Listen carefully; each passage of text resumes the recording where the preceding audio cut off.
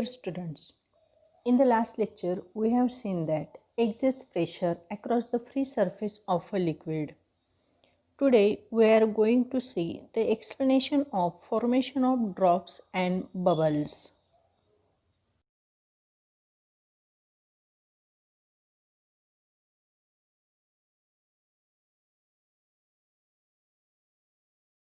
Liquid drops and small bubbles are spherical in shape. Why they are spherical in shape? Because force due to surface tension dominate the gravitational force. याचाच अर्थ gravitational force हा खूप कमी असतो आणि आपल्याला माहीत आहे force due to surface tension minimize the surface area of the liquid. मग आता हा बबल कोलॅप्स होत नाही तर त्याच्या मागचं कारण काय असणार आहे तर एक्सटर्नल प्रेशर जो काही बबलवर ॲक्ट होतोय due to the force of surface tension, हा जो एक्सटर्नल प्रेशर असणार आहे तो कमी असणार आहे. कोणापेक्षा कमी असणार आहे? The pressure inside A bubble or the pressure inside A drop. मग आता लिक्विड ड्रॉपच्या आतला प्रेशर हा बाहेरच्या प्रेशरपेक्षा कितीने जास्त असणार आहे याविषयी माहिती घेऊया. Consider a spherical liquid drop of radius r. The pressure inside the liquid drop is Pi and the pressure outside the liquid drop is Po. Hence, the excess pressure inside the drop is Pi minus Po. Now, let us consider the radius of the drop increases through delta r. Delta r is very small, so the pressure inside the drop remains constant.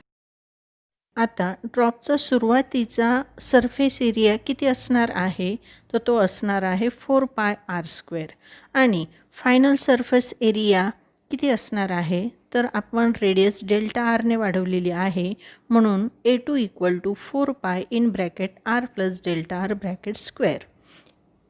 r plus delta R bracket स्क्वेअरचे expansion या पद्धतीने असणार आहे आणि मग A2 ची value आपल्याला 4πr² plus 8πr delta R plus 4π delta R square या पद्धतीने मिळते.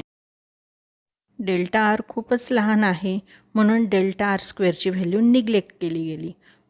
मग आता increase in the surface area of the drop is dA and which is A2 minus A1 equal to 8πr into delta r. We know that the work done in increasing the surface area by dA is stored in the form of excess surface energy and which is T into 8πr into delta r. आता हा formula कुठून घेतला आपण तर आपण एक explanation पाहिलं होतं बघा, relation between surface tension and surface energy. तर त्या ठिकाणी आपण हा फॉर्म्युला पाहिला आहे. Now we know that the work done is the product of force and displacement. In this case, the displacement is delta r. Pressure is defined as the force acting per unit area. So the excess force equal to excess pressure into surface area. Now the excess pressure is Pi minus Po and the surface area is 4πr².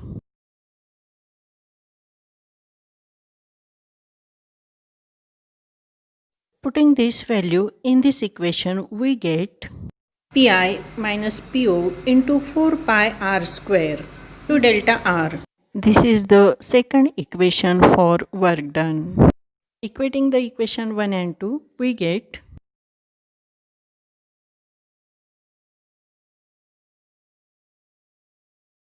the excess pressure Pi minus P0 equal to 2 times T upon r, where T is the surface tension of liquid and r is the radius of the drop.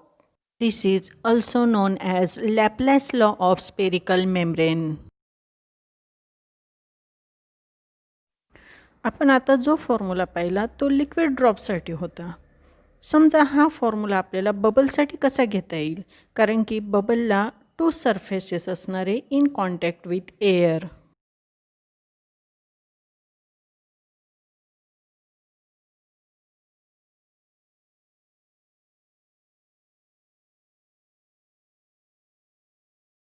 The excess pressure for the bubble equal to 4T upon R.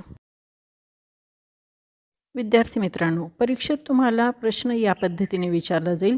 Derive an expression of excess pressure inside a liquid drop. तर त्यावेळेस तुम्हाला आपण जे expression सुरुवातीपासून पाहिलं तिथून तुम्ही सुरुवात करायची आहे आणि फॉर्म्युला कुठपर्यंत असणार आहे तर PI minus PO equal to 2T upon R. पण जेव्हा बबलसाठी विचारलं जाईल तर त्यावेळेस मात्र तुम्हाला हे एक्सप्रेशन पुढे PI minus PO equal to 4T upon R इथपर्यंत लिहावं लागेल. चला तर विद्यार्थी मित्रांनो, आज इथंच थांबूया. पुन्हा भेटूया. तोपर्यंत घरी राहा, सुरक्षित राहा.